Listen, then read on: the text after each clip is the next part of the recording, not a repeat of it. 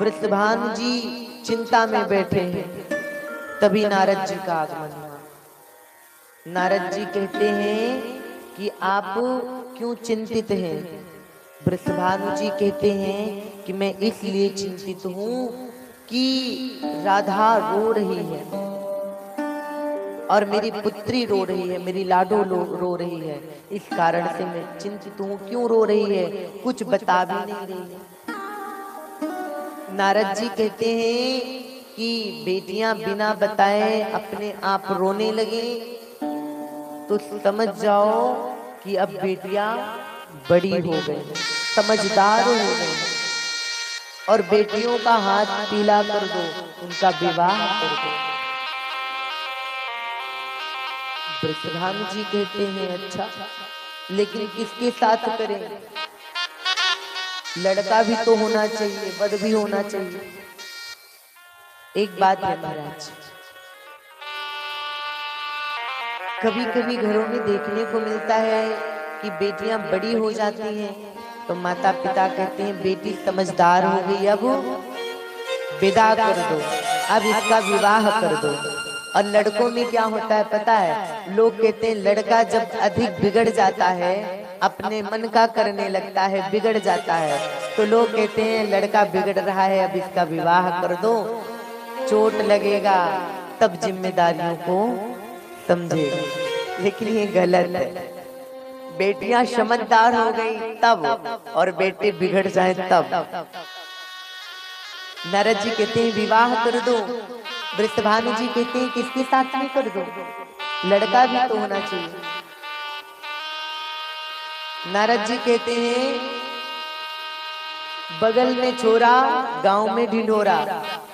अरे विवाह करना है तो कृष्ण के साथ कर दो, कान्हा के साथ कर दो, वो नंदराय जी का छोरा है ना। वृषभानु जी कहते हैं कृष्ण के साथ। नारद जी कहते हैं हाँ, उसके अंदर कमी ही क्या है? माखन चुराता है, माखन चोर है, शादी होने के बाद बंद कर देगा। बोलो राधे राधे। तो महाराज कहते हैं ठीक है। अब वृषभानु जी रिश्ता भेजते हैं किसके यहाँ? नंदराय जी के यहाँ। और जब रिश्ता भेजते हैं सगुन लगुन, क्या बोलते हैं? लगुन। तो 108 खोमचे तैयार करते हैं। कितने महाराज? 108 खोमचे में, खोमचा का मतलब समझ रही हो मैया? नहीं, आपके यहाँ जो परात बोलते हैं, डलिया बोलते हैं, तो 108 परात तैयार करते हैं। किसी में मिष्ठान है, किसी में वस्त्र है, किसी में स्वर्ण है, सारा पैक करवाते हैं, जिसे आप लोग गिफ्ट भी बोलते हो। जब 108 खोमचे तैयार किए तो एक खोमचा खाली रह गया। वृषभानु जी उसमें क्या दे दिए? एक परात में मोती भर के दे देते हैं। क्या सभी के मन कथा में राधे राधे, मोती भर के दे दिए। और जब मोती दे दिए महाराज, डिस्टर्ब कर रहा है, उधर से बंद कर दीजिए। जब मोती दिए भर के तो वो कहाँ पे आई? नंद बाबा के घर 108 खोमचे भिजवाए। और जब 108 खोमचे आए ना महाराज, कितने? 108 खोमचे जब आए तो होता है ना कि कोई लड़के की जब शादी पक्की होती है तो कुछ आता है तो सब देखते हैं क्या आया है, क्या आया है। अब ठाकुर जी देखते हैं कि 108 खोमचे हैं और 108 खोमचे में मोती है। क्या है? मोती है। अब सुनिएगा ध्यान से। ठाकुर जी मोतियों को देखते हैं, बलराम भैया के साथ में वो परात से मोती देख करके याद आ गया। क्या? कि यही मोती के कारण राधा से हम बात नहीं कर रहे थे। और वो मोती ठाकुर जी दोनों हाथ में मुट्ठी में लेते हैं, लेके भाग जाते हैं। नंद बाबा देखते हैं नंद बाबा ने कहा यहाँ पर कौन आया था? ये परात से मोती कौन निकाला?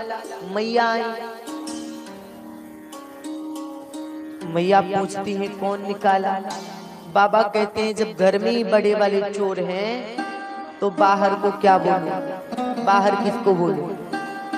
कृष्ण बलराम को बुलाते हैं। ठाकुर जी आते हैं। बाबा ने पूछा कन्हैया तुमने मोती ली? ठाकुर जी कहते हाँ। नंद बाबा कहते मोती क्या करोगे? कृष्ण कहते हैं मोती कि मैंने खेती की है। बाबा बोले मोती की खेती? कृष्ण कहते हैं हाँ। बाबा कहते हैं कहाँ है? कृष्ण उंगली पकड़ के ले जाते हैं बाबा को दिखाने, नंद बाबा को। और जब जाते हैं तो घर के पीछे में देखते हैं तो जैसे अंगूर का वृक्ष होता है ऐसे ही गची हुई मोतियां लटक रही हैं। बाबा देखते ही रह गए। कृष्ण मोतियों की खेती की।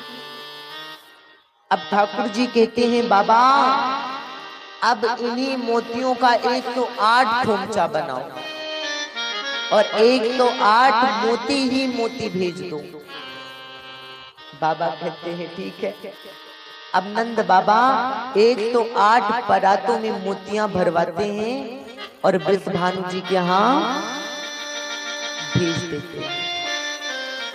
अब कोई ससुराल, लड़की के ससुराल से कुछ आता है तो बेटी बड़ी प्रसन्न होती है। सब देखते हैं। राधा जी भी देखने गई और जब राधा जी ने 108 खोमचों में केवल मोती देखा तो राधा समझ गई कि कृष्ण को मैंने अपनी मोती छूने नहीं दी थी, इसलिए उसने मुझे मोती भेजे। अब राधिका रानी और तेज तेज रोने लगी। क्या करने लगी? रोने लगी। और जब रोने लगी तो राधिका रानी की रोने लगी तो वृषभानु जी और चिंतित हो गए। और चिंतित हो गए क्योंकि कोई बच्चा परेशान रहता है तो माता पिता चिंतित होते हैं। वृषभानु जी ऐलान करते हैं कि जो मेरी राधिका को खुश कर देगा मुंह मांगा मुझ उसे वर दूंगा। अब बात तो महाराज हवा के जैसे फैलती है ना।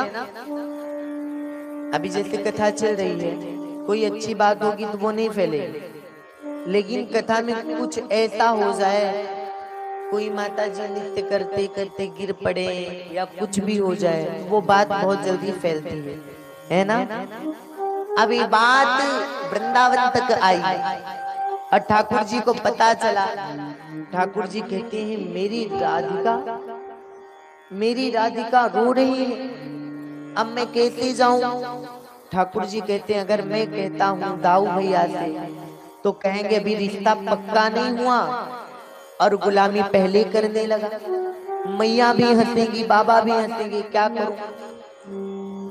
ठाकुर जी भाग के जाते हैं, मैया यशोदा की अलमारियों को खोलते हैं और उसमें से एक लहंगा निकालते हैं और एक चुनरी निकालते हैं और मैया की अलमारियों से कुछ चूड़ियां निकालते हैं और किसका रूप धारण करते हैं?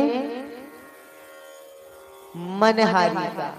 ठाकुर जी मनहारी का रूप धारण करके चल दिए और लहंगा चुंदरी धारण करके जब चल दिए तो बरसाना में आके आवाज लगा रहे हैं चूड़ी ले लो, चूड़ी ले लो, चूड़ी ले लो। आज ठाकुर जी चूड़ी लेने के लिए बेचने निकलते हैं तो उन्होंने मनहारी का रूप धारण किया। आप सबको आता होगा तो पंक्ति गुनगुना लिया जाए, सभी गाएंगे। ओ मनहारी का भेष